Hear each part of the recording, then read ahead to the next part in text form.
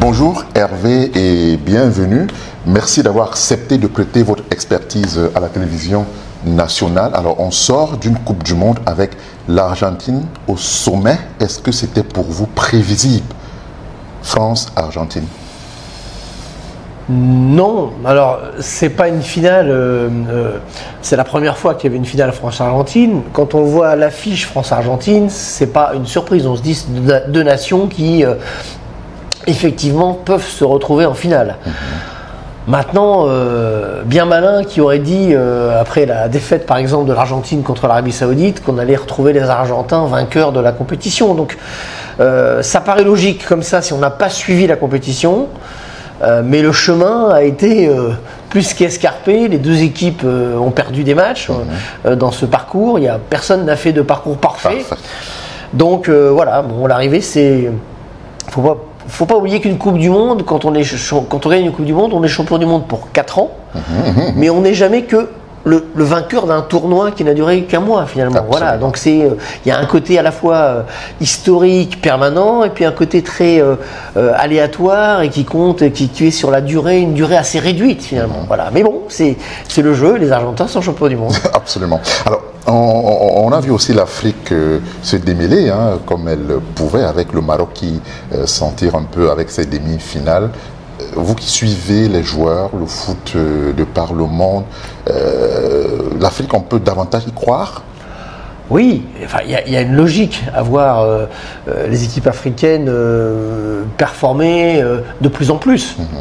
Quand on voit quand même le réservoir de joueurs africains dans tous les grands championnats européens, en France en particulier, mais pas seulement, les joueurs majeurs, Mané, Salah, il y a eu Drogba, il y a eu Eto'o, enfin voilà, il y a eu des joueurs majeurs africains. Absolument.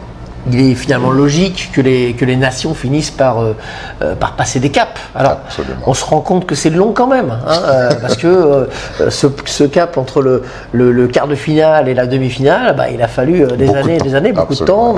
Mais voilà, il y a plus on y est. Il y a plus qu'une marche avant la finale. On dit que les marches sont de plus en plus hautes, mais je pense quand même que ça. Mentalement, ce sont des choses des sas qui se dégagent, quoi, voilà, qui décomplexent un petit peu les nations. Là, c'est le Maroc qui l'a fait. C'est une réussite pour toute l'Afrique. Maintenant, il faudra attendre que ça arrive pour un pays d'Afrique noire. Le Ghana a été tout près, ça s'est joué à une main. Mais je pense que l'histoire va dans ce sens. De toute façon, il y aura une... On va arriver un jour. Voilà, vous y arriverez un jour. Ça prend du temps, mais c'est comme ça. Alors, et le cas du Cameroun aujourd'hui, qui, certes, on se retrouve quand même avec un match nul enfin et une victoire. De prestige. Voilà. De prestige. Ça faisait longtemps quand même. On a eu ça à la Coupe du Monde pour le Cameroun. C'est vrai, c'est assez étrange la Coupe du Monde du Cameroun, parce qu'il y a ce premier match où ça se joue à rien en fait, et qui finalement semble vous sortir un peu du truc. Il y a ce retour miraculeux contre les Serbes. Il y a le match du Brésil qui apparemment ressemble uniquement à un match de prestige, juste pour le plaisir, et qui se transforme non seulement en victoire, mais à la fin on s'en prend à croire que c'est possible de passer. Donc c'est difficile de faire un bilan, je trouve, réel sur le parcours du Cameroun. Il y a eu du bon, du très bon, du décevant. Voilà, le constat, c'est qu'ils ne sont pas sortis de la poule. C'est un peu décevant, mais je ne suis pas sûr qu'ils avaient l'équipe aussi performante pour aller vraiment beaucoup plus loin. Et on a le cas du gardien Onana qui, finalement, décide avec toutes les péripéties de s'éloigner de l'équipe nationale. Alors, on a le sentiment que c'est un peu récurrent. C'est sûr. J'ai envie de vous demander ce que vous avez avec vos gardiens déjà, parce qu'on avait connu des soucis avec Joseph Antoine Bell. Je pense qu'il y a eu d'autres soucis également avec Thomas Nkono. Cette fois, c'est Onana. Je ne sais pas ce qu'ils ont, les Camerounais, ce que vous avez, les Camerounais, mais vous embrouillez toujours dès qu'il y a une compétition. C'est vrai qu'il y a un côté un peu incorrigible, on se dit, voilà, là, ils sont en place, il y a une autorité, ça va le faire. Mais boum, il y a toujours une situation... Alors nous, en France, on a fait pareil en Afrique du Sud, hein, on a fait même pire. Hein. mais en tout cas, vous avez réussi à le faire. Je ne sais pas qui a raison, qui a tort. On n'est pas dedans. Ouais. Le seul constat que je peux faire, moi, d'extérieur, Onana, c'est pour moi un super gardien, vraiment, qui est dans le top 10 mondial, en étant large, vraiment large, comme ça. Voilà, c'est dommage, effectivement, de devoir jouer ces matchs-là sans lui. Mais après, est-ce qu'il le méritait? Qu'est-ce qu'il a fait? Je n'en sais rien. Alors, on a ce mariage télévision, sport qui vient d'avoir lieu au Cameroun entre la fédération camerounaise, la FECAFOOT, et Charles Ndongo qui représentait la télévision nationale. Comment appréciez-vous ce mariage? Ben moi, je pense que tout ce qui permet au public camerounais de voir non seulement les grands matchs internationaux, mais aussi le foot local, c'est bien.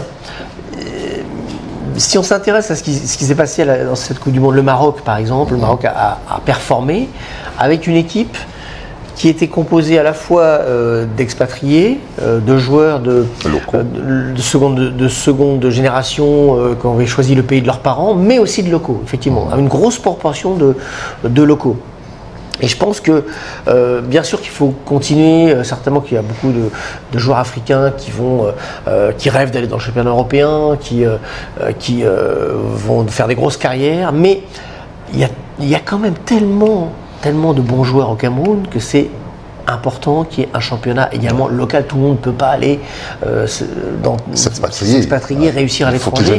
Et donc il faut qu'il y ait cette montée en puissance des championnats nationaux. Et pour que cette montée en puissance existe, il faut qu'elle soit accompagnée par une visibilité. Donc tout ce qui effectivement promeut la visibilité du championnat national me paraît une bonne chose, et ça peut aller que dans un sens d'un renforcement du niveau de ce championnat. D'accord. On a aussi ce sentiment avec le calendrier international qui devient de plus en plus fou. Alors, comment vous appréciez tous ces différents matchs de part et d'autre et qui ne se termine presque pas? On sait qu'il y a un conflit qui ne dit pas son nom, mais qui existe entre le football des nations et le football des clubs, entre le football en schématisant un peu gratuit et le football libéral des grands clubs qui ont de plus en plus qui rechignent à prêter leurs joueurs, à donner leurs joueurs, à payer leurs joueurs pour qu'ils aillent jouer pour les nations. Absolument. Et il faut pour moi protéger le football des nations. On a vu pendant cette Coupe du Monde la ferveur, quand vous voyez les plans dans les tribunes de ces gens qui sont soit en extase totale, soit en désespoir parce que leur équipe est en train de jouer une qualification en quart, en demi. C'est quelque chose qui est incomparable en fait. L'émotion, la force émotionnelle d'une Coupe du Monde, c'est incomparable. Et donc il faut absolument protéger les calendriers des équipes nationales, faire en sorte que, alors bien sûr c'est toujours un peu serré parce que voilà il y a de plus en plus de compétitions, mais il faut vraiment qu'on protège la CAN, la Coupe du Monde, le championnat d'Europe des Nations, voilà. Et il y a effectivement des embouteillages parfois avec des compétitions qui sont là pour générer du cash en fait. Et il faut absolument que les fédérations puissent protéger ce football qu'on aime tous, quoi, le football des nations.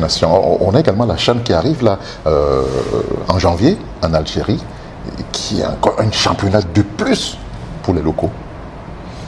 Ce que je viens de dire est valable dans tous les pays et je pense qu'effectivement il faut aussi que le football africain en général, je pense au football du Maghreb mais également de l'Afrique de l'Ouest renforce ses bases, voilà, continue de proposer aux joueurs qui ne s'expatrient pas pour diverses raisons, parce que parfois ils passent pas le cap, parce que voilà, ils sont nombreux à être bons, qu'ils aient une possibilité de carrière et voire de progression, et ensuite peut-être partir plus tard, mais voilà, que des championnats costauds s'installent. La Coupe d'Afrique des clubs commence à avoir quand même son âme.